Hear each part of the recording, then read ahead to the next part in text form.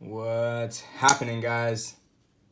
Hoo-hoo! That's right. This is Kenny, that guy right there, that ugly mug you see, at In the Pocket Knives. Here again, and today I've got a hype versus reality video for you guys. Not about this knife, but I want to give a big thank you and shout out to Kurt.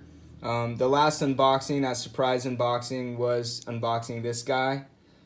And for those of you guys that don't know Kurt is the guy doing all the HRC testing for my channel and a bunch of others. And he's doing some awesome things for the community. So thank you, Kurt. I'm going to put that guy right up in the corner so you guys can all stare at my ugly mug through this hype versus reality video. And what this will be about today is this guy. That's right, guys. This is the CRK Inkosi. That is Chris Reeve Knives. So those of you that don't know, Chris Reeve is a South African knife maker who now makes these knives in Idaho, good old USA.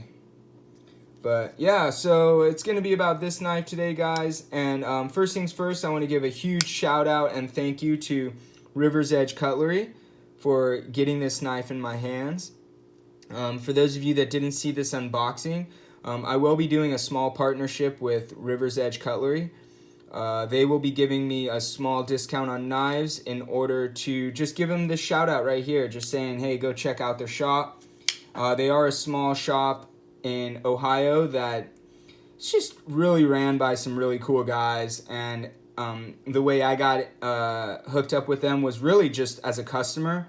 They helped me out with a knife I purchased there, and they've helped me out in the past, and I hit them up in order to see if they'd be interested, and Brian was very receptive, and yeah, so we're gonna go ahead and do it, and this was the beginning of that, and I'm really just super grateful to them and really happy to work with some cool guys with such a kind of family-owned retailer. So if you guys haven't heard of River's Edge Cutlery, go ahead and check out their site. They just revamped their site, so it's definitely a little better than their old one and a little easier to navigate and stuff. So go check out River's Edge Cutlery, guys.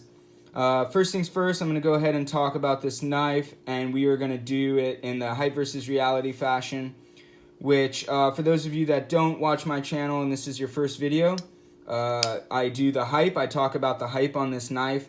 Whatever is going around the community or personal hype or even manufacturer hype or distributor hype. There's all kinds of hype that comes with knives, guys, whether it be positive or negative. Mostly positive hype on this guy, guys, and I'll be talking about that hype and then letting you know what the reality was when I got the knife, used it, and how I perceived everything about this little guy. Although he's not very little. So first things first, I'm going to go ahead and get into the specs right here. I'm just going to go ahead and put that on the page. Don't want to waste your guys' time spewing off a bunch of numbers. And this is just how I do it. So after that, I'll bring you guys back and we'll go ahead and give you some size comparisons. And first things first, I'll start off with some Spydercos. Go ahead and give you a PM2. That is the KnifeWorks exclusive with smooth G10 and crew wear. It's a good size comparison there, guys. And we'll go ahead and bring in a pair of 3, just for good measure. You guys can see the Inkosi. This is the large Inkosi, guys, and it is significantly larger than the pair of 3. This is, yes, the large Inkosi with Micarta inlays. Those are Micarta. The natural Micarta. And then we'll go ahead and bring in some Benchmades. Here's the 940. And we'll go ahead and bring in the Bug Out. You can see the Inkosi is a larger knife than both of these. And we'll go ahead and bring in the Backlash. Just a kind of a budget option that would give you a good impression of how big this knife is. And one more just for good measure, the ZT 0562. So very similar size knife to the ZT. Also provided by River's Edge Cutlery. Not free, guys. I am paying for all these knives, just so you know. Alright, and then after that, we're going to just go ahead and get into the hype on this knife. I'm going to talk about all the things that, you know, you guys will see in the community, whether it be other people's videos or you know, hype coming from the manufacturer or whatever. But yeah, so the hype on this knife, guys, everything you hear about CRKs, they're just well-built tools, essentially, is what they're known for, you know. Known for the very high level of manufacturing here and very tight tolerances, and just being just built with very, you know, just a high attention to detail, very, very well-made stuff. And they're known for being just a workman's, you know, just everything. A workman's knife, a gentleman's knife, a, you know, just a tool, just a very good tool for the working man. And also just known for being just a good size EDC, very, you know, whether it be the large or the small Inkosi. The small Inkosi, for those of you that need like that 3-inch blade, if that's something you have to think about where you live. Also known for being a good slicer as well, with a thick stock, but you know, a hollow ground blade, to be a good EDC knife, you know, with a nice thick tip as well, so it's not something you have to necessarily worry about. So really just all the best of all the worlds, you know, just trying to bring everything together in one folder that's just going to be your go-to knife. So yeah, that was a lot of the hype. It's just really the hype with CRK and Chris Reeve Knives. They're just known for being, you know, just the best of everything. So that's really the hype, guys. There's not a whole lot of hype. There is a lot of hype, but it's really just surrounding those things, just with it being just such a well-made tool. And in saying that, when I got the knife, this wasn't the first CRK I got. I was able to handle Steve from Super Steel Steve's 25, which is pretty much the first version of the Inkosi, and then they revamped the 25 and made it the Inkosi. So that's just how it came to be. And in reality, when I got this guy, even compared to the 25, I was super impressed, guys. As you guys can see, I'll talk about how, you know, the unboxing. You guys probably saw the unboxing. As far as fit and finish, this guy is stellar. The fit is out of this world, guys. That's what we're really, that's what CRK is really known for, is the tolerances that they keep and the way they actually execute those tolerances in the fit. The fit on this knife, guys, was outstanding, to say the least. The knife was perfectly centered. I did take this guy apart just before I did this video, and when I put him back together, everything went back perfectly. It went back to center without any fudging or anything. And it's maybe slightly to the right there, but I didn't even look at that till just now, guys, so I could probably mess with it a little bit. But the fit of this knife is just outstanding. Everything just, it fits together so tight, and the tolerances are so tight on this knife that it's really just can't go back together any other way than the way you see. And really just beautifully done. The finish, you know, the finish of the micarta is very nice. They do like a smooth finish on the surface, and you can see there's almost like a texture to the outside of them.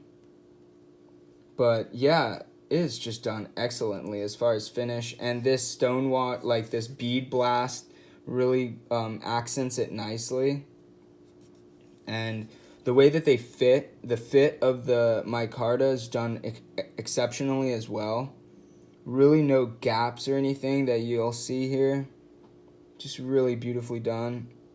I mean, any kind of like slight gap there you see is so subtle that nothing that would bother you, or me, or anybody for that matter. I'm super critical.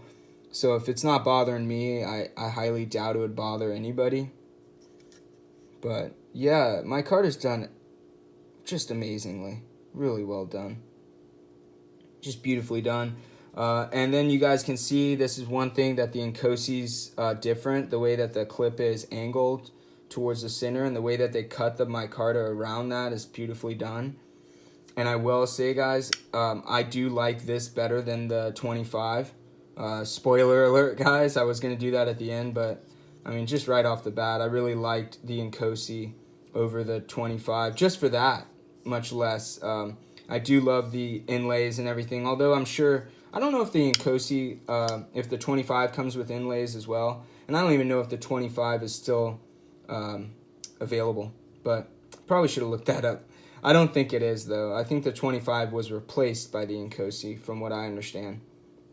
So, yeah, fit and finish was excellent, guys. Exceptional, for sure. The crowning of the spine as well, and the way the blade is done, you know, as far as finish. It's got that stonewash, like, workers kind of finish to it.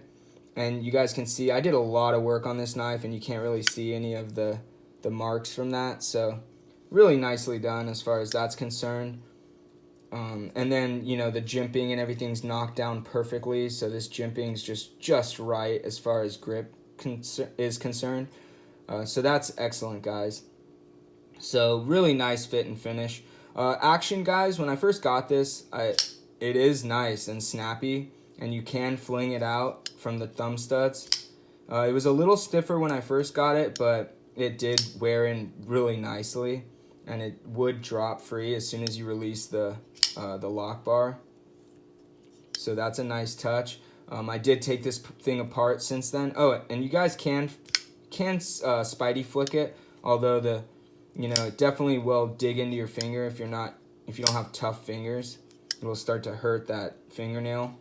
It is on the stiffer side as far as that's concerned. But you can do both. It takes some practice probably for those of you that aren't, too keen on that type of thing. But totally capable. See, slipping off that thumb stud. Yeah, so really nice. This is the dual thumb stud on the Inkosi. And also, if you guys look, you see how that sticks up a little? It is capable of front flipping. Although I will say, guys, it's not easy. You got to really know what you're doing as far as front flipping is concerned. And even that, there's it's not a lot sticking out, so you almost have to like push and break the detent. So you almost have to approach it from the front instead of coming from the side like this, like normal front flippers. So see what I mean, guys? I'm not like gonna do this in public necessarily, but you can do it. Most of the time I'm just flipping it out with my thumb. That's usually how I deploy it. But like I said, I did take this knife apart, and it was still pretty clean inside, but I wanted to do it before this review. And when I took it apart, it was very easy to take apart. I will put a picture right now of the knife apart. But yeah, I'll put that picture up, and then I will, just talk about it a little bit. You can see the pivot is super thick, guys, and the washers are super, they're just huge washers. And that's why this knife is so smooth in the action.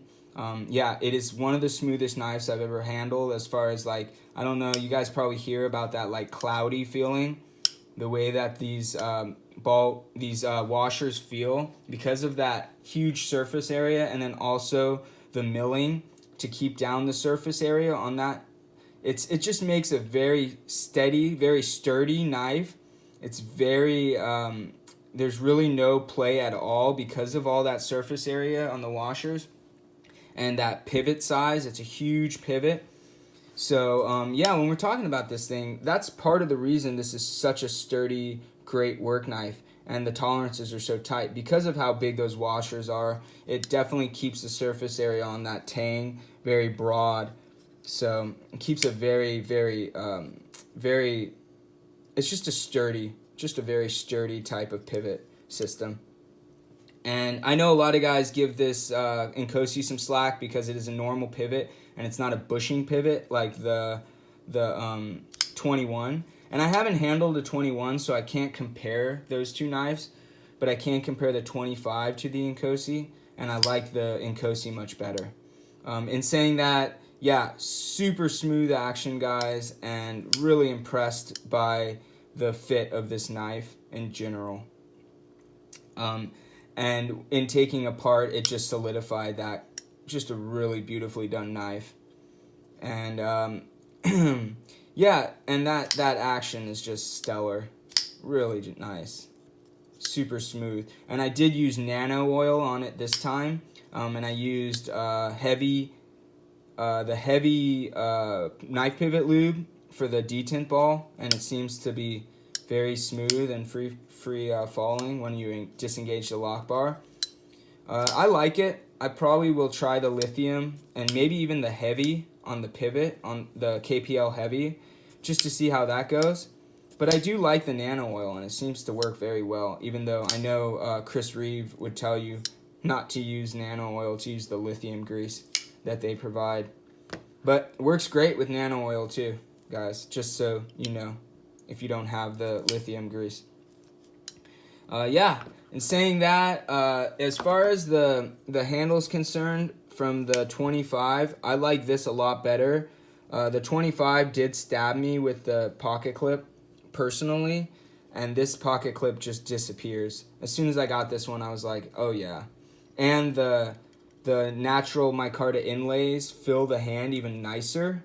So if you're all about that handle, the handle comfort, I would probably go with the inlay version, because it does broaden the handle a little bit. It's a little more hand filling, and it just, I mean, thickens, not broadens, guys. It thickens that handle a little bit, and just super comfortable in hand. And that natural micarta feel instead of the titanium's nice as well.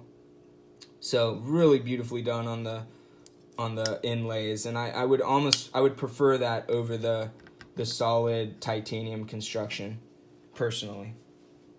In saying that, I'll go ahead and put the cutting on the screen now. I'll start talking about the blade and stuff. This blade was much thinner than the 25 that I handled. Steve's 25 did seem to have a very thick behind the edge dimension, and it just had it seemed like it was full flat ground, although I know it's supposed to be a hollow grind, like a really shallow hollow grind, but that thing was really thick behind the edge, and I don't know if it was hollow ground. I probably should have paid a little more attention to that, maybe put a straight edge on it to see if it was. But nevertheless, I found that this Inkosi sliced much better.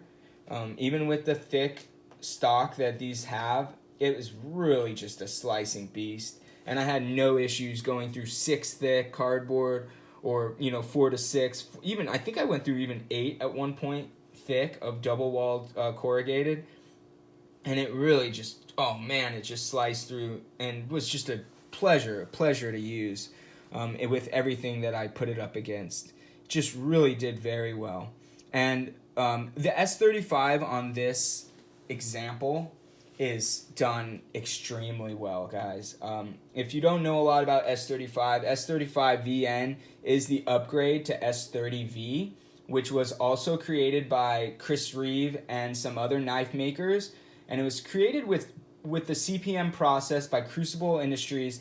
And they did it, they really made this steel with cutlery in mind. It was one of the first steels that was designed just with cutlery in mind. Although there was some other ones, this one was really just strictly designed for knives, and it was done with the CPM process, the powdered metallurgy process, in order to get the carbides nice and tight, and to make sure that everything is it's all distributed evenly throughout the steel matrix. That's what the idea behind powdered metallurgy was.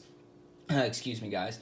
Was to properly spread out those carbides throughout the steel matrix, and just to get a better distribution of carbides and everything. Now, in this steel, so if you guys get a CRK that's done, I'm not sure what it was prior to. I think like 2015 or something, maybe even later, like 2017, was when they made the change from going 58 to 59 HRC on their S35 to now they are going 59 to 60, which is a nice touch, guys. That's going to definitely promote a better apex and everything. Maybe not quite as tough as far as like if you were trying to pry with the knife, but we all know that that's not necessarily how you should be using your pocket knife. And at 59 to 60 HRC, you will see an extensive amount of performance jump from 58 to 59. You will see an exponential jump in performance as far as cutting is involved. And that's mostly what we're going to be doing with this knife anyways, so we definitely would see a better performance in that. And edge stability, guys. When we're talking about toughness a lot of times with knives, with pocket knives, we're talking about edge stability and not toughness. Edge stability is going to be extensively better with a higher HRC. And we're talking a much more stable apex with a higher HRC with S35, as long as it's as long as the tempering and annealing process is done well, and the heat treat in general is done well. At the higher HRC number, we're going to see much better performance. And as far as this S35 is concerned, I did find that in sharpening, this was head and shoulders above any other S35 I've used in the past. I mean, just not even comparably. I mean, it sharpened so easily, guys. Like, I've never felt S35 that was so easy to sharpen, yet took such a fine apex. This knife, when I took it off of the 1500 grit diamond, I went 140 through 1500 grit on the diamond stones. As soon as I came off the 1500, the burr was pretty much gone, and as soon as I touched the 3 micron strop, the burr was completely gone, came off extremely easy, and I mean pretty much popped off. And then it was already hair whittling after I had touched that 3 micron strop, maybe like 5 passes each side. Not only was it hair whittling, but it could whittle both ways, with the grain and against the grain. It was pretty much popping the hair as soon as I touched it. It was an extremely fine edge, guys, and it just, oh man, it did it hold that edge too. In all this cutting, you'll see it's still to right now. I did touch it on a strop yesterday, and then I cut even more this morning, and it's still, guys, this thing is hair shaving sharp, and just amazing. So I will bring you guys back and show you that when I do. But yeah, this edge stability is definitely off the charts. And I mean, even at if it's 59.5, guys, this is the best 59.5 steel I've ever handled. It definitely seems to be above and beyond as far as the heat treat's concerned. And in the ergos, throughout all this cutting, I did find that this knife is one of the most comfortable knives I've also been had the pleasure to use. Extremely comfortable, guys, and just all around this knife seems to be performing with the best of them, to be honest. Even in the customs I've had the honor to hold and stuff, this definitely seems like it's right there with anything I've ever used. And saying that, I will go ahead and bring you guys back and talk about these ergos a little more. The ergonomics on this knife, because I mean, it does have these grooves just like the Inkosi, but because the pocket clips just angled that way a little bit, it seems to like disappear, and these finger grooves just disappear as well. I don't notice that at all. Maybe if you had very small hands, that might be a troublesome type of point there, but with my medium to large size hands, guys, 3 3/4 inches across, 4 inches tall. So I have like a large size hand this way, but a little bit shorter palm. And then from this point at my knuckle to this point, we're talking about 6 1/4 inches. And this knife just disappears, guys. Just beautifully done in any grip. Hammer grip, just excellent. Saber grip, obviously. You can go back with the jimping, which is a little tight, but you can also just put your thumb right there in that indentation or on top of the spine, which is very comfortable due to that crowning. Just comfortable in any way, guys. And I did find myself using this this indentation as kind of like a control point in different grips. I did find that it did work very well. In the pinch grip too, this is very comfortable. You do notice that jimping a little bit, but it's super comfortable. I did notice something, guys, after extensive amount of cutting. One spot that started to kind of bug me a little bit, but not a lot, was this point right here. As you guys see, the lockup on this is about maybe 80%, but it's actually less than that. If you look at where the detent ball lands, it's going to be really hard to show you guys this. But this does have a detent ball that becomes the lock face. You can even see there, maybe. See where the ball is actually what's contacting the surface, and we're more at like 50%. So yeah, it's pretty much 50% lockup on that detent ball, which makes your lock face. So yeah, in the picture you guys can see that the detent ball does in fact go to the top of the lock face as well. So the detent ball is what's contacting that tang. And yeah, so that was the only point I noticed after extensive use. It did kind of start to make a blister right there, but like again, guys, I was pushing through a lot of material, and in normal use, like every day, I wouldn't say that would be an issue at all. But because of that lockup, it is exposed, even though it is chamfered really well. There is one sharp spot just right there on the very tip, and it's really not that sharp, guys. So it's a spot that's always apparent on most most integral, like the Rive integral locks, so the frame lock. You're always going to have that exposed point right there. But they did a pretty good job of chamfering it and everything. As you guys can see, everything's chamfered very nice. I didn't really talk about it in the fit and finish, but everything's chamfered beautifully, guys. Beautifully chamfered. And even the spine is very comfortable, pushing through a lot of material. That was very comfortable. So I was really impressed with the ergonomics of this knife in general, and just beautifully done, guys. Beautifully done. And didn't notice too many spots that would even become an issue, even in like hours and hours worth of cutting. So that was the only thing, was right there. Everything else is just so beautifully done. Even like look at where the lock bar cut out inside, so there's not a lot. That could maybe become an issue, that thin spot right there, but it didn't. I didn't even notice it. Yeah, very well done in that sense. And as far as the blade, I will bring in the calipers really quick. I know this is already getting long, but I'll go ahead and bring this in real quick and just show you. This is at 17 degrees per side, I think is what I did on this guy. 19 thousandths is what I got right there at the heel.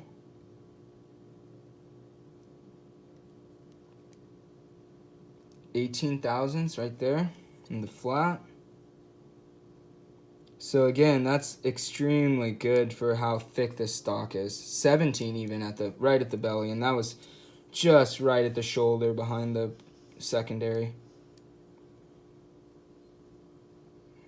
25 right there. So it does start to thicken up significantly towards the tip.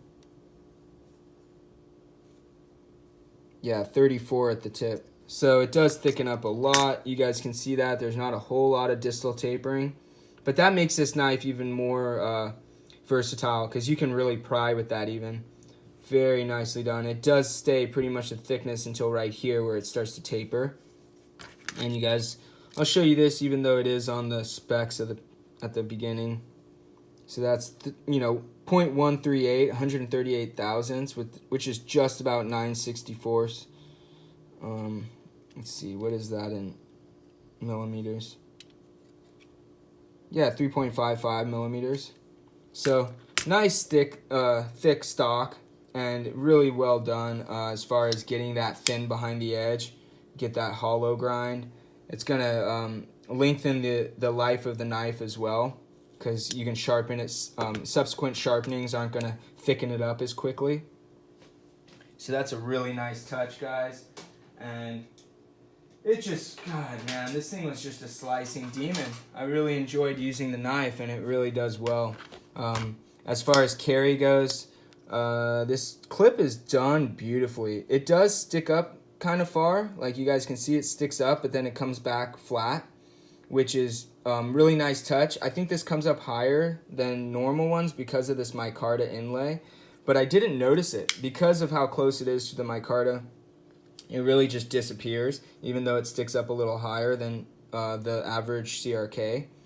And then you see how this clip's done with this little bit of spring here. That little bit of indentation helps with the spring, and going in and out, it's so easy, guys. So easy to go in and out. With the lock bar cut out in here too, you don't have to contend with that at all. And this just slides in and out like a dream. And for such a large knife, guys, yeah, I mean, just a huge overall knife size.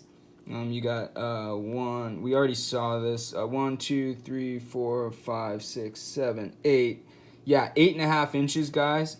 So that's a substantial size knife, guys, but for that, I will say it carried extremely well. Yeah, 4.8 ounces in this beast of a knife, guys. It's just beautifully done. You know, 3.5 inch blade. It's just nicely done. Actually, a little more than 3.5. I think it's like 3.65 or something. Yeah, but excellently done, and within range for as far as like carrying under 5 ounces and stuff. I know a lot of guys that's like the cutoff. And so, yeah, it carries very well for how beastly it is with that thick stock and everything. And there's no milling on the inside of these handle scales, but with the milling done for the micarta inlays, I'm sure that lightens it up. And I think this is lighter than the regular Inkosi, but I'm not sure, so don't quote me on that. But yeah, really beautifully done, guys. And as far as use, this is just amazing. And if I'm being straight up and honest with you guys, I think this is my favorite knife I've ever had, guys. And I think if I had one knife to own, it would be this knife. And that's saying a lot, guys, because I have a lot of knives, and I've held and used a lot of knives at this point, including this guy, this SNG, which is like on the same level as far as price and manufacturing and all that. This is on that level. This is what would compare, you know, this is what guys would compare. I'm not going to do that comparison right now, but I will say that this is my favorite, guys. This is the end all be all as far as I'm concerned right now. And I think this might be where kind of like that point of diminishing returns starts. I really feel like once you get past CRK, you know, you're talking minor differences between this and a custom, guys. This is like almost on that custom level. I would say this is about as close as it gets without going into that custom level of quality, at least.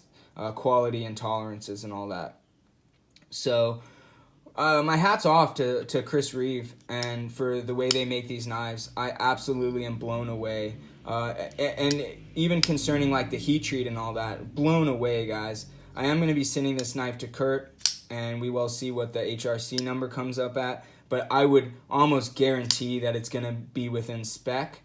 And I look forward to seeing what it does come up at. And man, guys, even if it's at 59, they must do an amazing job with their like tempering process and all that, because this is just absolutely amazing. This is so much work I put into this, guys. And it's still slicing receipt paper really easily.